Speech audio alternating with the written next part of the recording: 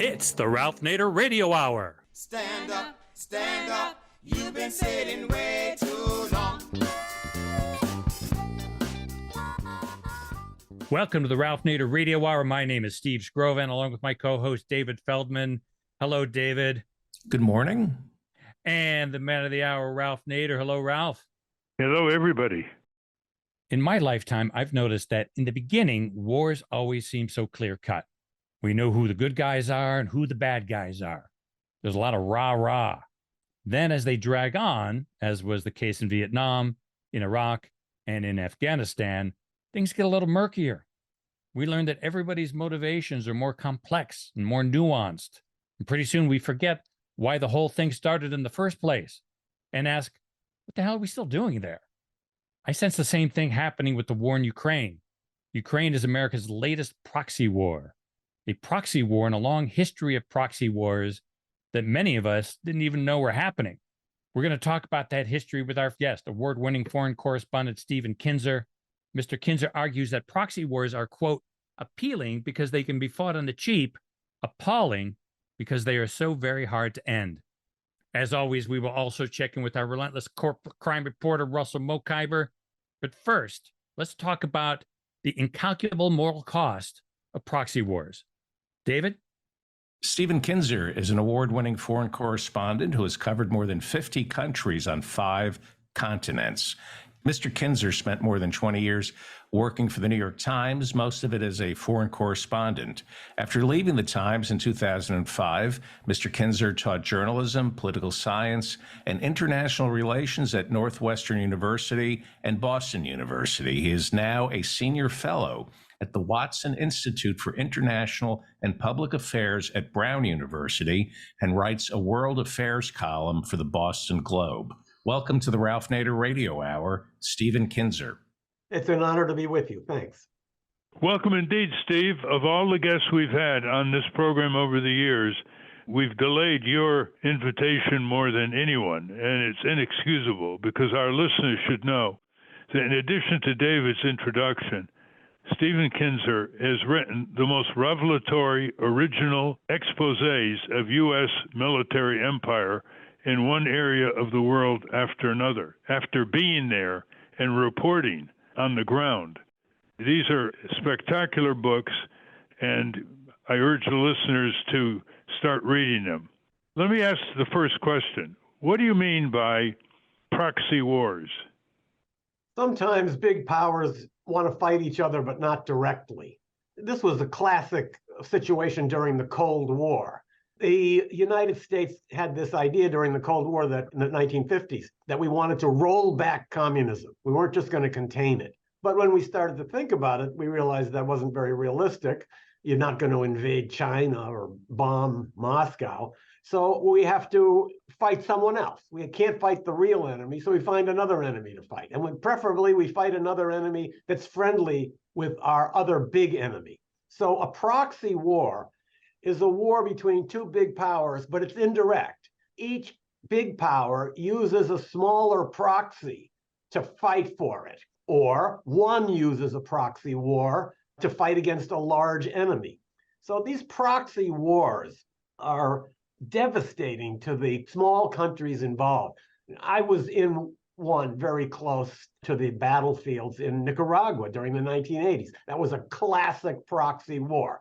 It was the US and its allies on one side, and it was Cuba, the Soviet Union on the other side, so we saw it. And who paid the price? Not the Soviets or the Cubans, not the Americans, but the Nicaraguans. Both of the armies were made up of little Nicaraguan kids who were killing each other. And that wound up with tens of thousands of dead Nicaraguans who were promoted by outsiders and pushed to fight each other. We're seeing a little bit something like that in Ukraine. The United States is not prepared at this moment to go into a war directly with Russia, but we found somebody that is, Ukraine. So we're happy to push Ukraine to do our fighting for us and do our dying for us. You can even find quotes from U.S. senators who think that this is a great war because no Americans are dying. All we have to do is send them billions of dollars and they'll kill Russians for us. And by the way, get killed themselves by the tens of thousands. So a proxy war is a way for you to fight, but still being able to wash your hands like Pontius Pilate and say, well, my troops aren't involved. Well, we're going to get to Ukraine in some detail, but let's go around the world a little bit. Is there a proxy war via Saudi Arabia? I would say Saudi Arabia is definitely promoting American interests by its fight against the Houthis in Yemen. That's a war that the United States is funding, and we are providing the missiles. We are providing the refueling for airplanes in the air. We are helping them, the Saudis, find targets to bomb. And yet we can say, well, it's just the Saudis who are fighting. It's not us. So yes, I would say that's a classic example of a proxy war. What about Angola? That's gone off the charts of any recollection by most people. What was that proxy war about? Angola was a classic proxy war, and it went on for years and caused something like 1 million deaths. Here you had a country that was newly independent from Portugal, and rival groups emerged claiming to have the popular support and the mandate to govern. This was just too much for the United States to resist. So a proxy war unfolded in Angola, in which Cuba actually sent thousands of troops to Angola to support one side, and the United States, although we didn't send troops, encouraged our South African apartheid friends to send troops. So in a sense, the US and the Soviet Union were facing off, even though there were no Soviet or US troops there. So that definitely qualifies as a classic proxy war, and one that is classic not just because of the geopolitical framework, but because of the terrible devastation that it caused to the country and the complete lack of interest that the big powers showed in the extent of carnage and death and slaughter and suffering inside that country. Over the decades, is Israel part of a proxy war by the United States in the Middle East? Israel is definitely the single greatest promoter of what America sees as its interest in the Middle East. So when we want something done, we ask Israel to do it for us. And when Israel wants something, they ask us. One of the reasons why this crisis has gone on so long and American mediation efforts have so repeatedly failed is that the United States is not a fair mediator. The United States is on one side, the side of Israel, and it now tries to pose itself as one who can mediate between Israel and others. So I would say this is kind of an extreme case where Israel promotes its own interests. The United States has identified its own interests with those of Israel. And there's actually an added factor in this case, which is that Israel has extended its reach into Washington and has a great impact on the American political process. So the intimacy is not just in weapons and so-called communion of goals, but it's actually meaning that the political establishments of the two countries are deeply interlinked. And that means that serious criticism of Israel is almost taboo in Washington because of the strong support that Israel enjoys and cultivates with its lavish gifts to congressional campaigns and its support for people who promote the Israeli agenda in the United States. Well, the Israeli government has admitted literally to hundreds of bombings in Syria, unprovoked, trying to interdict moves of weapons between Iran and Syria and Hezbollah in Lebanon. These are clearly in violation of international law, all these bombings, and they're using U.S. fighter jets for clearly offensive purposes. Syria is in a great turmoil. It's no threat at all to Israel for years now. There's civil war and all kinds of chaos. They're internally focused. Even has bombed Damascus airport, among other targets. The Syria case is another real outrage. The United States has no legal basis to be in Syria. We are not invited by the government of Syria. So that makes us an occupation force. What we've effectively done is sliced off something like a third of Syria and announced that this is now our territory. And we're going to have our own little proxies run this for us. In the meantime, we're sending oil out of there. We're stealing Syrian oil every week and sending it in caravans out to places where we need it in Iraq and elsewhere. So Syria is now the target of an extended and a very costly for the people military occupation. And I heard the chairman of our Joint Chiefs of Staff the other day say that American troops will remain in Syria for many years to come, which I found absolutely horrifying. Now, you mentioned Iran. Iran is the boogeyman that we like to use when we intervene anywhere in the Middle East. And part of the reason for that is that Israel has taken up Iran as its number one threat and number one enemy. One of the reasons I think Israel has done this is that if Iran is the real crisis in the Middle East, then the Palestinians fade away. If there's no other big conflict or problem in the Middle East, people start to begin to think about the Palestinians, and Israel doesn't want that. So I think there's a very clear desire on the part of Israeli leaders always to point to some place in the region where there's a tremendous threat and where the real big problem is. Because if we don't see the problem somewhere else, we might see it on the West Bank and Gaza, and that's not what Israel wants. Well, under federal law, U.S. military sales or aid to countries are not supposed to be used for offensive purposes. If they are, they can be cut off because that's a violation of U.S. federal law. The Israeli government does this all the time. Any effort anywhere to point that out in Congress or elsewhere or in the press? I think the gimmick is that offensive actions is a very large loophole. You can drive a truck through that one. I think our view of Israel is that everything it does is defensive, no matter who it bombs. If it bombs the Damascus airport in the middle of the night with our weaponry, that's not offensive. They're defending themselves with forward defense. So you're right that these weapons are not supposed to be used for offensive purposes.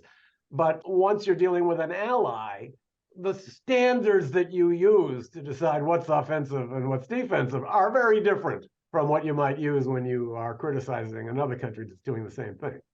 Well, the mantra in Congress is Israel has a right to defend itself, but no one ever says in Congress the Palestinians have a right to defend themselves, and they take casualty counts anywhere from 40 to 100 times greater in terms of innocent civilians killed or injured.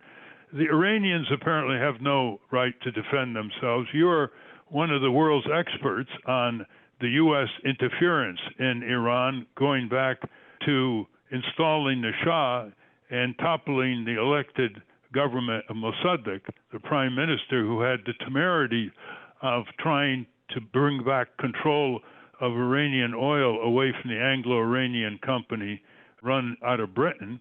And Iran was targeted by George W. Bush as one of the three axes of evils, which included Saddam Hussein, a former ally of the U.S., and North Korea. And of course, we invaded Iraq. It's permissible for Iranian leaders or rulers to think that they were next. What is this inverted sense that these countries that are legitimately threatened, that have been overthrown, and you've written the classic book on how many governments the U.S. has overthrown, Guatemala and others, since World War II. What's this mindset in official Washington that nobody threatened by the U.S. or Israel has a right to defend themselves? Moral hypocrisy is a deep part of human nature. That's the willingness to judge your friends by standards much more gentle than those you use for others.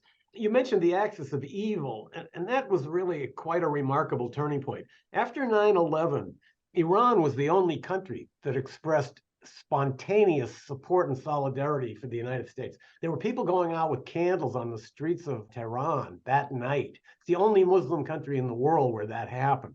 Then the Iranians helped the United States find a partner in Afghanistan, the Northern Alliance, that would help us fight the Taliban there. And so the Iranians thought they were on a good track with the United States. And then suddenly they get hit with this State of the Union speech by George W. Bush, placing them in an axis of evil with the very harsh dictatorship of Iraq and maybe even harsher dictatorship of North Korea. So they were shocked to be put on that list. And there was a really bizarre PS to this story. Years later, there was an article by David Frum, or an interview with David Frum, the speechwriter who wrote that speech about the axis of evil. And he said, when I first wrote it, there were only two countries in the axis, North Korea and Iraq.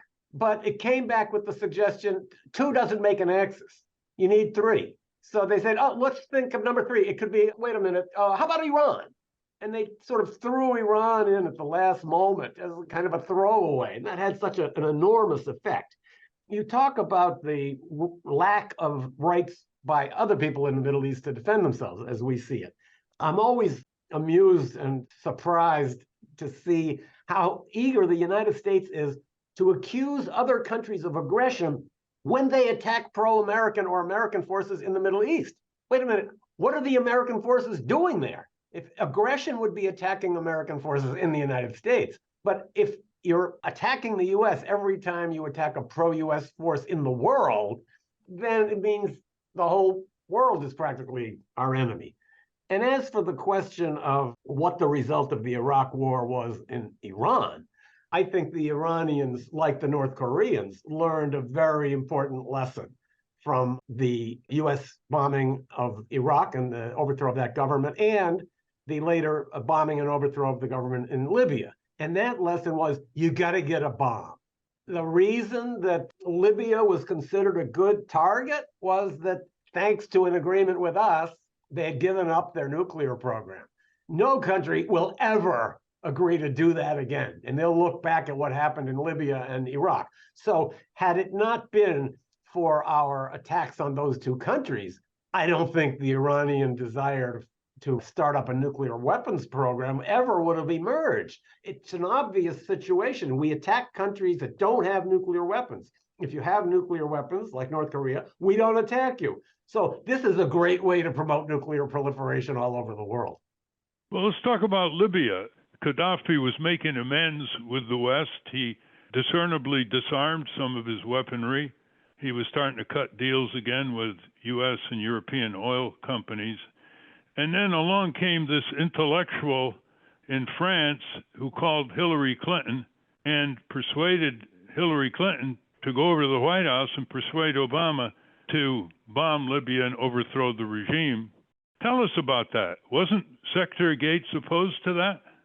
Absolutely. Secretary Gates and Vice President Biden, actually, were against the idea of bombing Libya.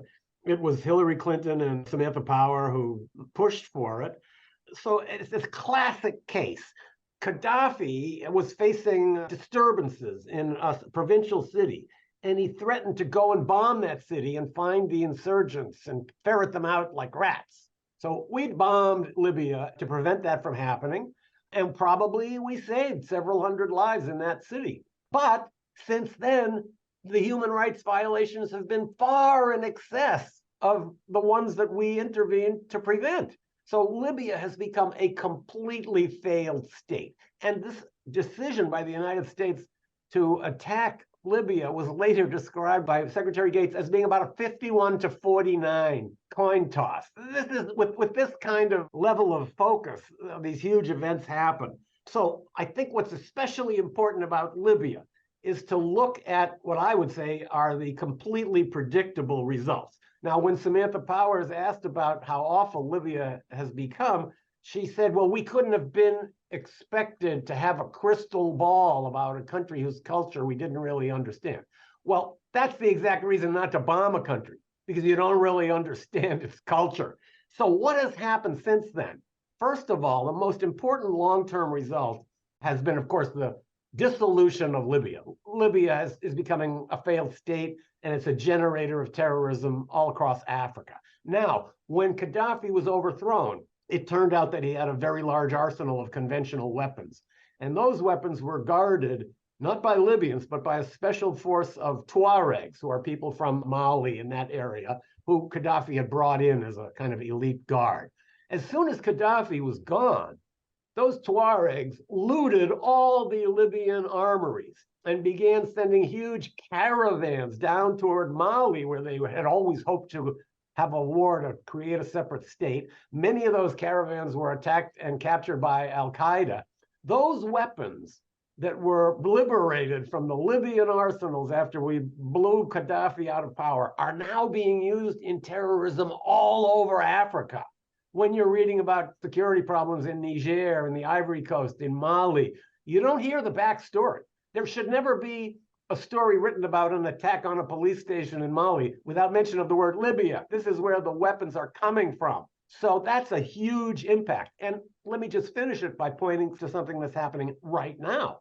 We've had this enormous catastrophe of a dam break in Libya, and thousands upon thousands have been killed and entire regions devastated. Now, why did this happen? There were a lot of warnings that the dam was weakening, but those kinds of warnings are usually made to a government. And there's usually a government office that's in charge of making sure dams don't break.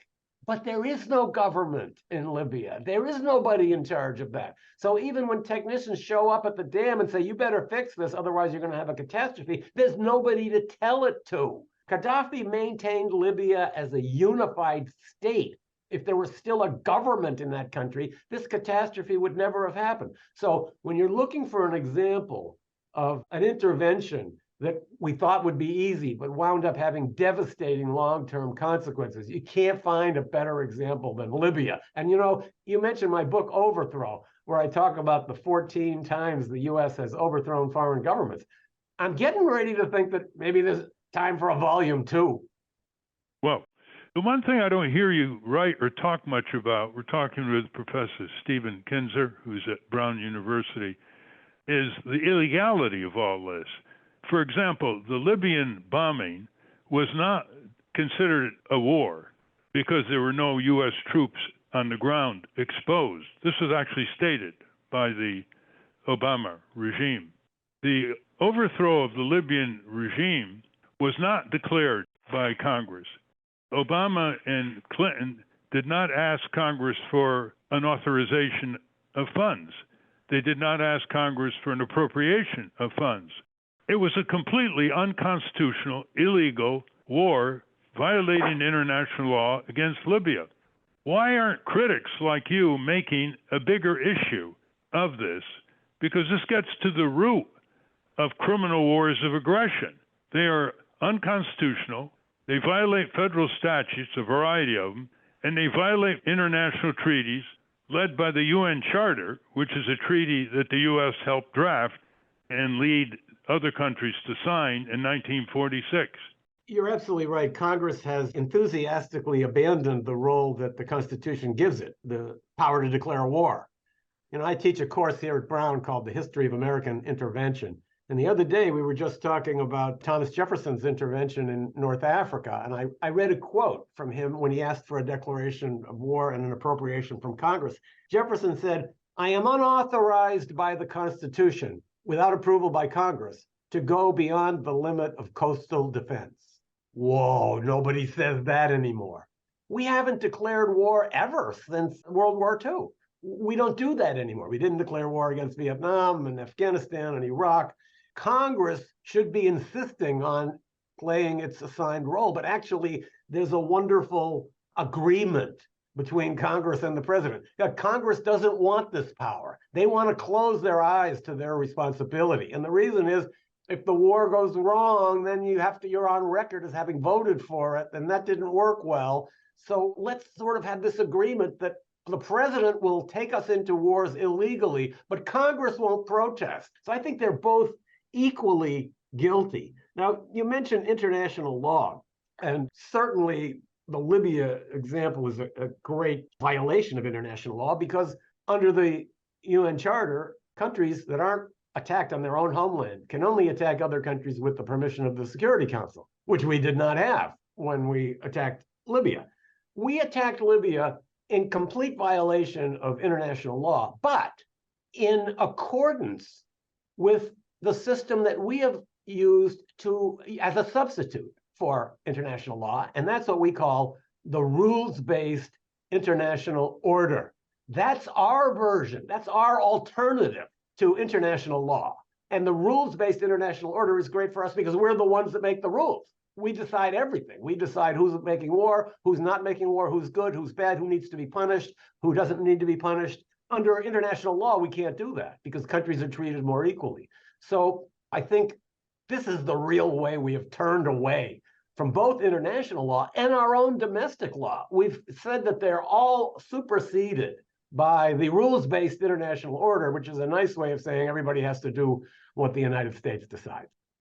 Well, let's go to Ukraine now. This is an issue that has been very poorly reported. by the media. They never seem to avoid hoopla all kinds of wars that the State Department and the Pentagon and the Congress get us into. And let's put the shoe on the other foot. Let's say the U.S. in the 20th century was invaded twice from the southern borders by countries in these areas, let's just say X country, and 50 million Americans were killed and a good part of the country was destroyed. Then we rebuilt, and suddenly we saw that Russia had formed a military alliance of various countries, and they started signing up Central American countries in this military alliance clearly aimed at the United States. What do you think the United States would have done to the Central American countries, including Mexico, if they were part of that alliance? I always ask this when I talk about Ukraine. How would the United States feel if China established a military base in Tijuana or Russia established a base in Quebec? Now, would we say, well, it doesn't matter, we can't do anything about it because Mexico is an independent country, and if they want to put nuclear weapons right on our border, we can't protest because they're sovereign? We wouldn't say that, nor should we. And when you look at how Russia sees Ukraine, they're seeing the same thing. They're seeing an enemy military alliance that wants to put a military base with nuclear weapons right on their border. So I think you're right that Americans should reflect on how we would feel if we were in that situation. I don't see what's the problem with a non-aligned Ukraine. Ukraine could easily be, even as our old friend Henry Kissinger says, a bridge between East and West instead of a place that both countries fight over. But we're turning it into a battleground because we see it as a way to bleed Russia. Now, I want to pick up on something you said at the beginning of your question, which is the media. The press coverage of the Ukraine war will go down as one of the most shameful episodes in the history of the American press. All of these so-called objective mainstream media have jumped completely onto the US version of this story. You can't find any contradictory opinions in any mass media outlets in the United States. It's like the journalists have just become stenographers.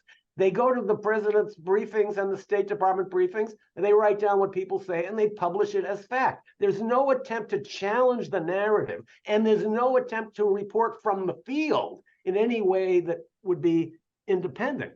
I'm reading in my own New York Times, what I used to work for. Every time the Ukraine war is mentioned, the Russian invasion is described as unprovoked. It's like it's part of the word, unprovoked invasion. So maybe it is unprovoked, maybe it's provoked, but that's not for the newspaper to say. Let them just present the facts and let me decide whether it's provoked or unprovoked. So I'm feeling the media has done really an awful job. I'm in the same position. I write a column in the Boston Globe, but you won't see my opinions about Ukraine and Russia in there because they contradict the editorial policy of every newspaper in the United States. So I really feel the press has done a terrible job in presenting this war to the United States. And I'm amazed that actually the American public seems to be ahead of the press because you're seeing steadily eroding support and steadily growing skepticism about the US pouring hundreds of billions of dollars of weaponry into a country that's at war. That second thought, that reluctance, that change of mindset has not come to Washington yet. But it's definitely happening out in the hustings, and you're starting to see some political candidates, particularly on the Republican side, realizing this and understanding that opposing the Ukraine war could actually be a vote getter. And that's terrifying for both the political establishment in Washington and the media lapdogs who so eagerly support their overseas wars. Well, I think more and more people are seeing that there's no exit strategy to U.S. policy on the Ukraine war. There's no peace negotiations being pushed. There's no unconditional ceasefire being pushed by the U.S. It's all belligerent talk and ever more powerful weapons, which will escalate the war into Russia and beyond Ukraine. And then who's going to control the further escalation, whether it's accidental or not? I want to read you a comment by General Mark Milley, who in his career has advanced degrees in international policy and military policy. And he's read a lot about military history. And for the last 4 years, under Trump and Biden, he has been chairman of the Joint Chiefs of Staff, and he's retiring at the end of August. He told an audience in New York that both parties, and I'm quoting from the Washington Post, that both parties must recognize victory in Ukraine may not be, quote, achievable through military means, end quote. He drew a comparison to World War I, explaining how strategists a century earlier had predicted a swift end to the bloodshed, only for it to become an unwinnable standoff that killed millions and set the stage for World War II. General Milley says, quote, things can get worse, so when there's an opportunity to negotiate, when peace can be achieved, seize it, Milley said, quote, seize the moment, end quote. So it's not just increasing public opinion is beginning to say what's going on here. There are people in the Pentagon who are saying what's going on here because Biden keeps saying we're going to keep expanding support, military and other support to Ukraine as long as it takes to destroy Ukraine, to destroy more Ukrainian families, more Ukrainian public services and drinking water and electricity systems, and the horrors that go with it. It's not enough to say, of course, that we provoked Russia by denying the wisdom of George Kennan and other Russian experts during the Clinton administration and signing up Eastern European countries to join NATO, which is an overt military alliance against the Soviet Union and continuing against Russia, and to have these countries station U.S. soldiers there and U.S. advisors and buy U.S. weapons. Now, you can see Putin is a dictator. He's brutal, but he knows Russian history. And the only reason he's getting away with what he's getting away with is because the Russian people are saying, here they go again. They hit us twice, 50 million people destroyed our country, and the U.S. is signing up Germany. They're breaking the Nordic countries' historic neutrality and bringing them in to NATO. In other words, they're militarizing the entire Western European countries who now have to build up their military budgets and feel threatened as this thing spirals out of control. So it's a long way of asking this question, Stephen Kinzer. There is dissent inside the military. How do you surface it? The quote that you read from General Milley is a good start. I would say that I'm not so surprised by that quote because one thing I've observed in Washington, particularly in recent years, is that the most warlike people in Washington, the greatest warmongers, are not in the Pentagon. They're the civilian policymakers. They don't know anything about war. People who know something about war, like Milley, understand how these things can get out of control. But there's such a desire by politicians to beat the war drum because it's always been seen as such an effective vote getter, and then to demonize people who want to make peace. Now, it's nice to see that generals are the ones more interested in making peace, but it's sad to see that political leaders don't follow them. You know, I read a story recently saying that it was in the Washington Post, another part of that great mass media that we were talking about. It said that although there are people in the Republican Party in Washington who oppose continued military support for Ukraine, you shouldn't worry about them taking over the party. They're just a small minority caucus in the Republican Party. And I thought to myself, well, at least there's a minority caucus in the Republican Party. In the Democratic Party, it's 100% for war. And I feel like I've watched this movie already. I'm old enough to remember Vietnam and Afghanistan and Iraq. It's all the same thing. You are told as an American that the entire future of human freedom on earth is at stake in this conflict. And that sounds great, so we all love it. And pretty soon we begin to realize that maybe that was a stretch, and we begin to doubt that our allies are quite as pure as we thought, and then more weapons go in and more people die.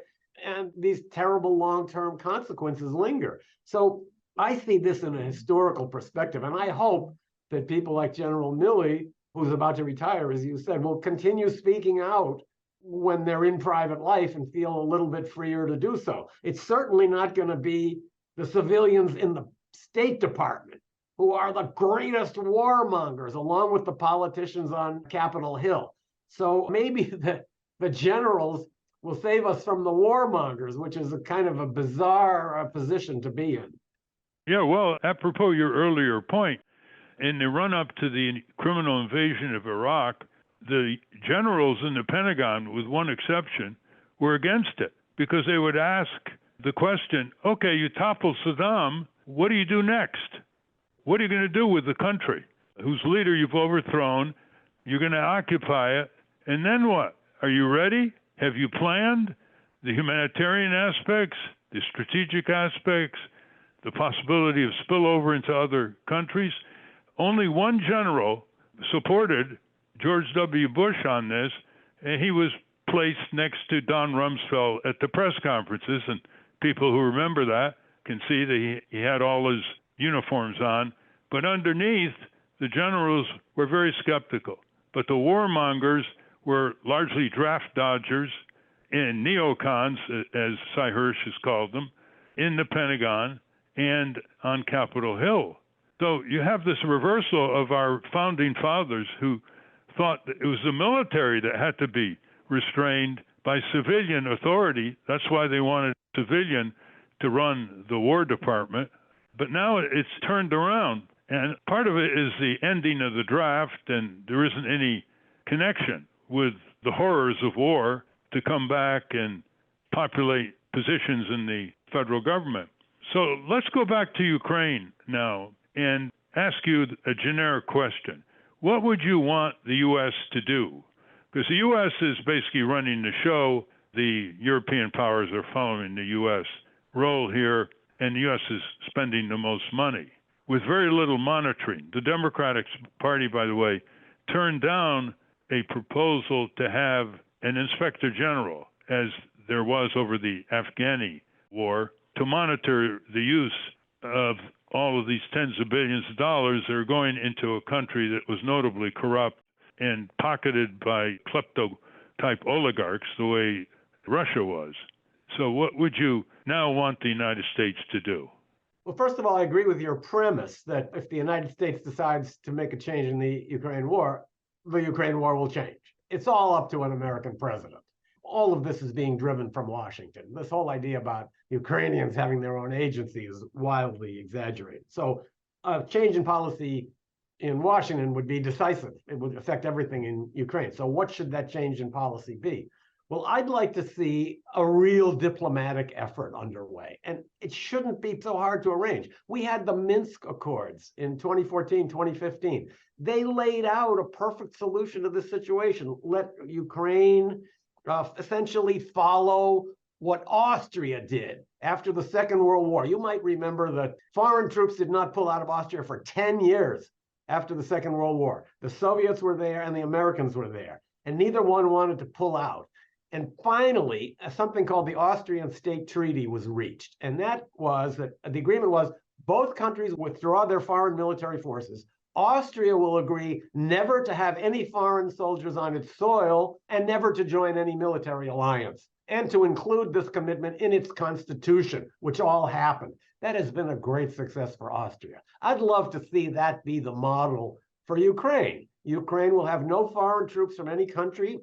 If there are regions close to Russia that feel they need to be self-governed, let there be UN-supervised referenda to see if they can be self-governing within Ukraine or what their future should be. And Ukraine should remain a non-aligned nation, the way Austria is. And that's, the idea of what a solution should be is easy to come up with. The hard part is getting people to decide that we need an alternative to war. We're not at that point yet. First, we're feeling like we want to keep trying to kill as many Russians as we can without losing any Americans. It seems so sanitary to us, as if a Ukrainian life means nothing compared to what an American life would mean. So I think the outlines of a peace accord are very clear. What's missing is the political will to move away from the policy of escalating war. Well, what do you think of the early negotiations after Russia's criminal invasion of Ukraine, however provoked by NATO over the years? What was your view of the negotiations between Russian and Ukrainian representatives about a month after the invasion, where they met in Turkey to try to iron out some resolution of the conflict. And the U.S. didn't look positively on this and undermined it. Can you give us some enlightenment on what happened there? I think you put it very well. The Ukrainians negotiating with anybody are going to be heavily influenced by the United States. And the Americans, I don't think, minded some Ukrainian delegation going to Turkey to talk to Russians, but they made sure that there was no serious agreement reached. It was very clear from the beginning of that negotiation that the United States wanted to stop the prospect of a peaceful solution. That's what happened to the Minsk Accords. It was only about 6 months ago that I read this amazing interview with Angela Merkel, the German leader, who's, well, along with the French, the Germans were the co-signers of the Minsk Accords. And she said, we never intended to abide by it. It was only to buy time so that we could arm Ukraine. And then some reporter in France got the idea to call the guy who was the prime minister of France, the president of France then, that was Francois Hollande, and asked him, what did you think about what Merkel said? And he said, it's exactly true. Yeah, we agreed that. We're going to sign this, but we're not going to do it. So this was already the plan from the beginning. Even I, that am pretty used to these kind of things, was shocked by that. So I think the United States is not going to permit any peace negotiations between Russia and Ukraine unless the United States is in charge of the Ukrainian delegation.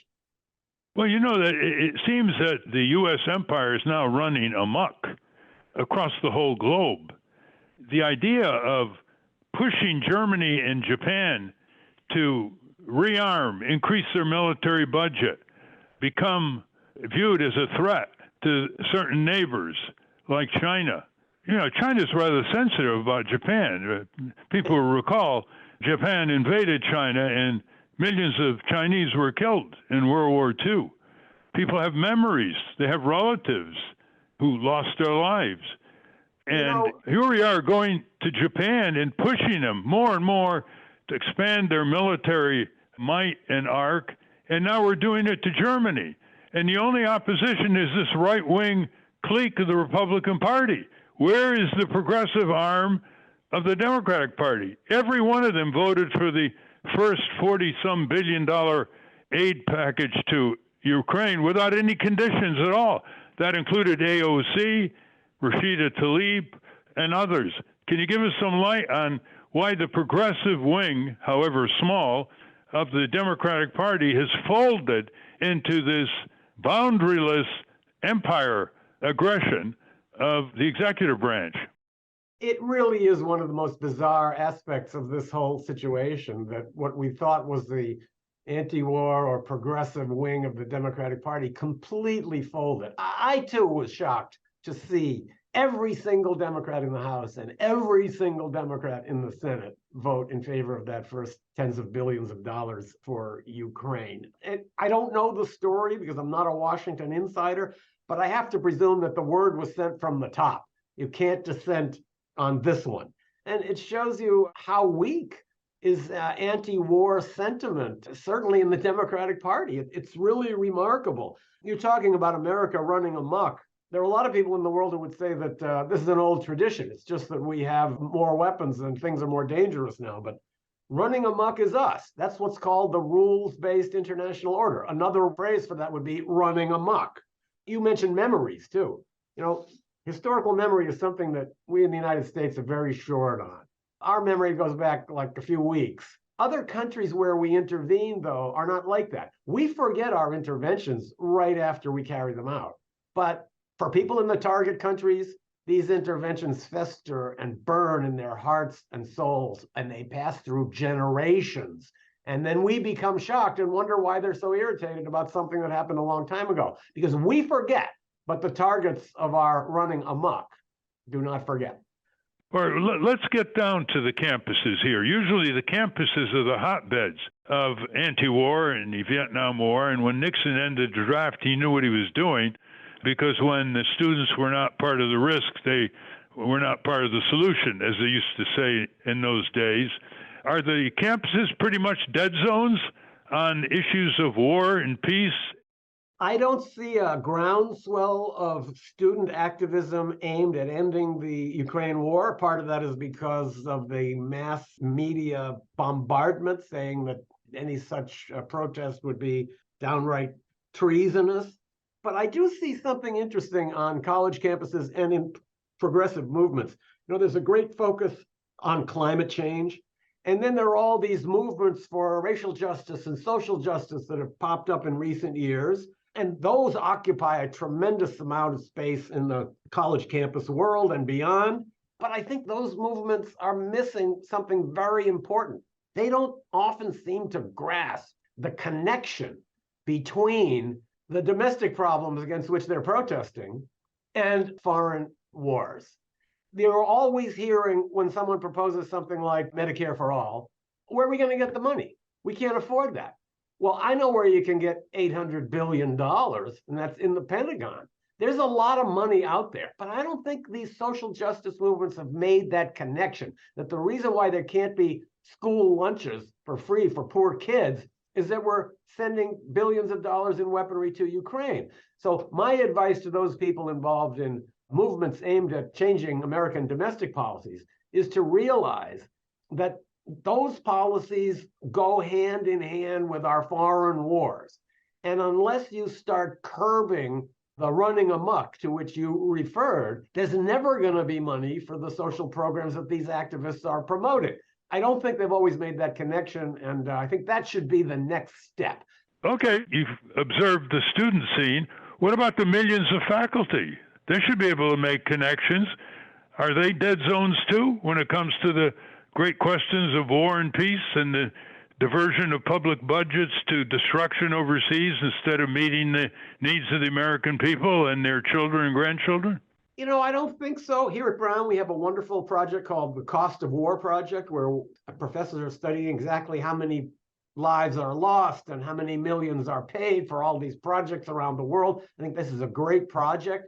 But I had lunch just this week with a colleague of mine who sat down and immediately told me, I'm a person who's always thought of himself, I'm very much on the left.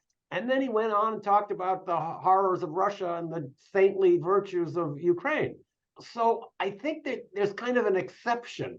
People are against imperialism and war, but that's not Ukraine. For Ukraine, they think really it's anti-imperialist to be supporting the war in Ukraine. I've heard people say this, since it's Russia that's being imperialist, we should pour billions of dollars into Ukraine so Ukraine can fight back. So this to me takes you away from the real issue, which is we're destroying a country and we are chewing through an entire generation of Ukrainian men, all to decide where is going to be the border of Donbass. The possible benefits are nowhere near the devastating consequences that we're suffering.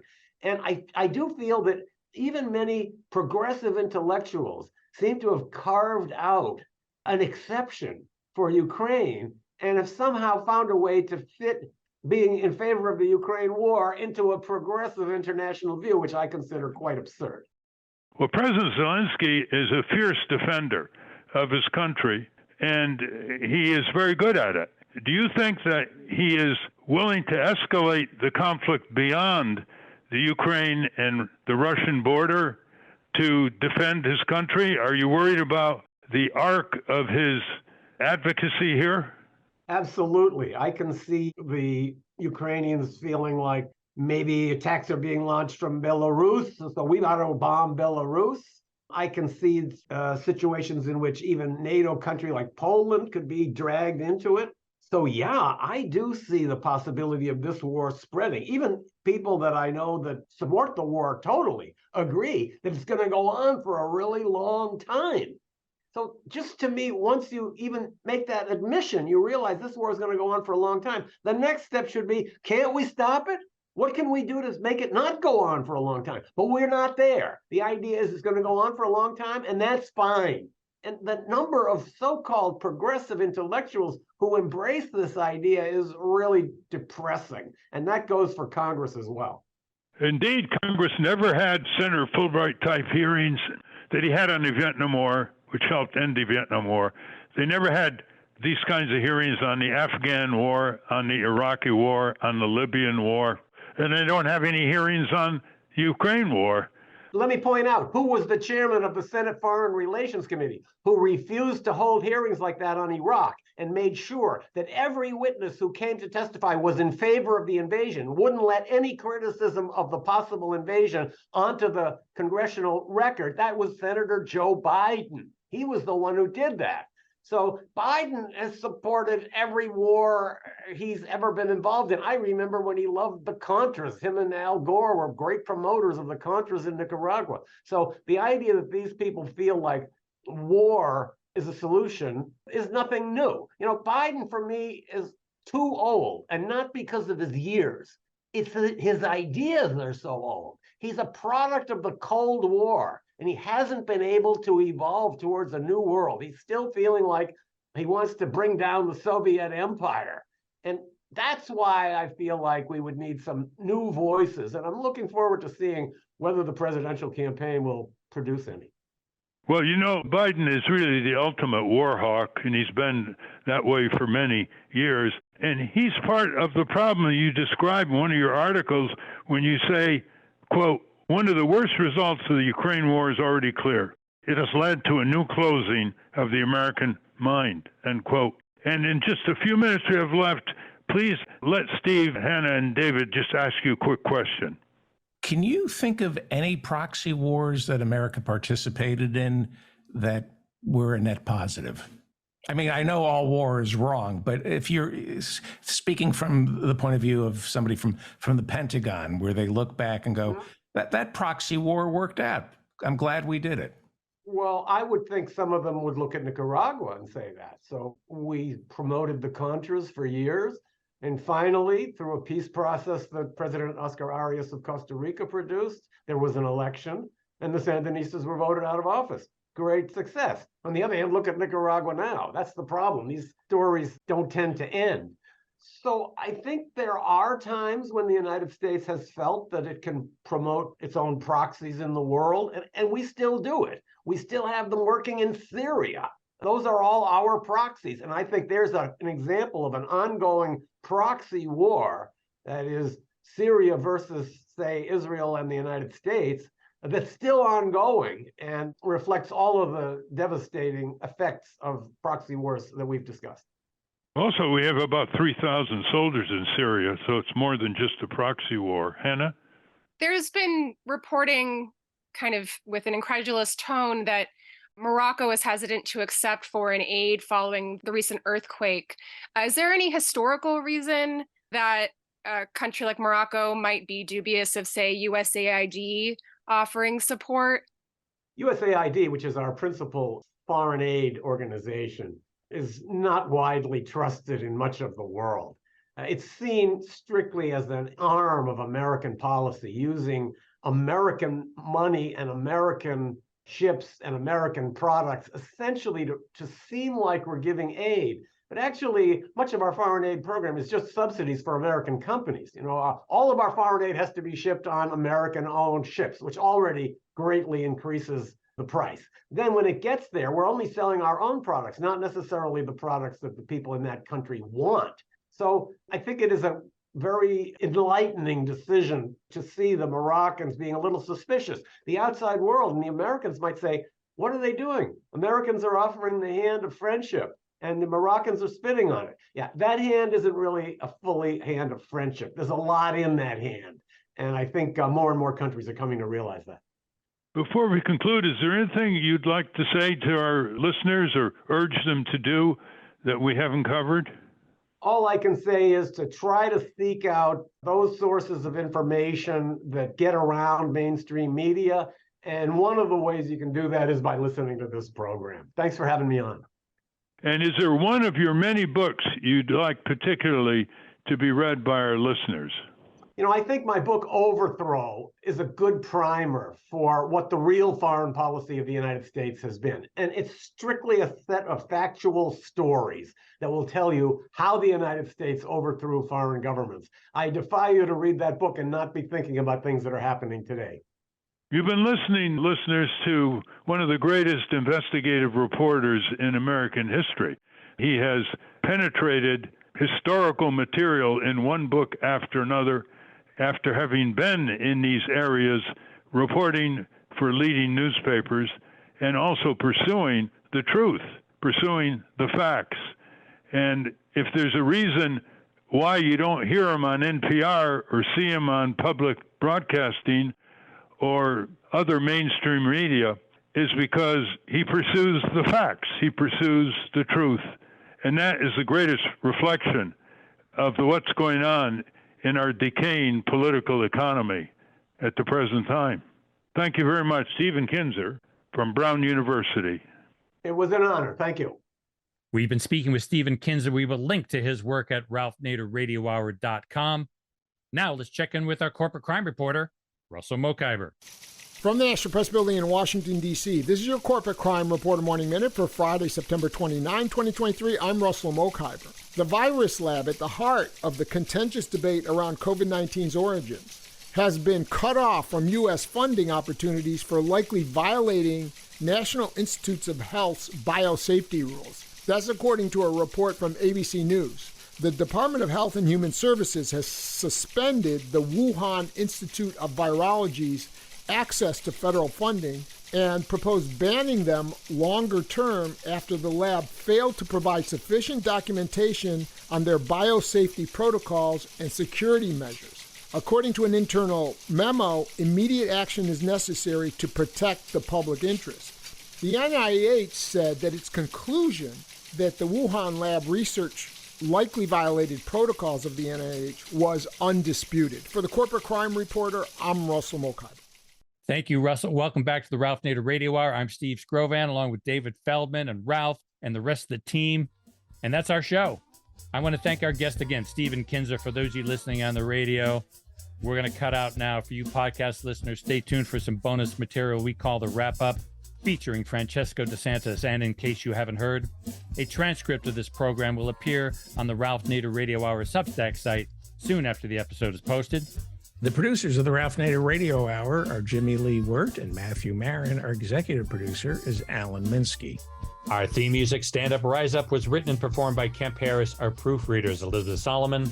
Our associate producer is Hannah Feldman. Our social media manager is Stephen Wendt. Join us next week on the Ralph Nader Radio Hour. Thank you, Ralph. Thank you, everybody. And remember, there's a new book out by the two presidents of Public Citizen, Robert Weissman and Joan Claver. It's called The Corporate Sabotage of America. It's very cogent, very readable. Go to citizen.org and see how you can get a copy.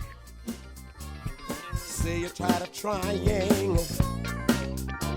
You say we have no choice. Say you're just one person, and who will hear your voice?